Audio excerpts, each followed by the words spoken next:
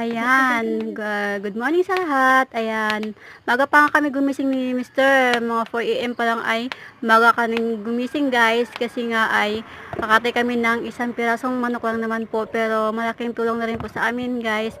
Katulad ng kapag na-short kami ay ayan, pangdagdag sa aming budget. Ayan, meron po kasing nag-request na bumili ng manok. Pero gusto niya kasi kapag bumibili siya ay nakadress lang po lagi. Ayan, kinakatin na po namin yung manok agad at nilinisan sa loob guys, kinukuha namin yung lamang loob.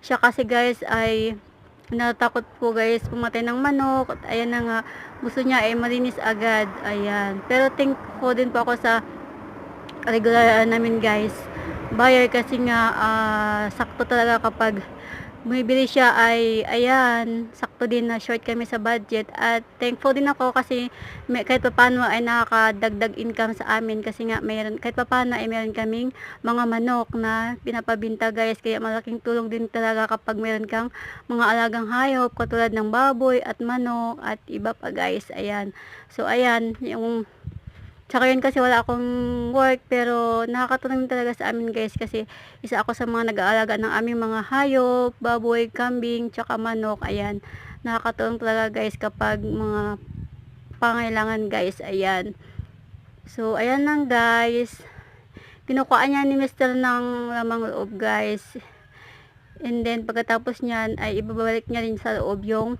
atay at balon-balonan guys. Ayan, yan naman kasi 'di ba yung gusto yung iba kapag nagkakatay ng manok ay atay. Ayan, so syempre grabing linis yan guys, kahit pa isa-isa lang pero dapat ayan maging malinis guys. Ayan, so thank you guys sa inyong panonood.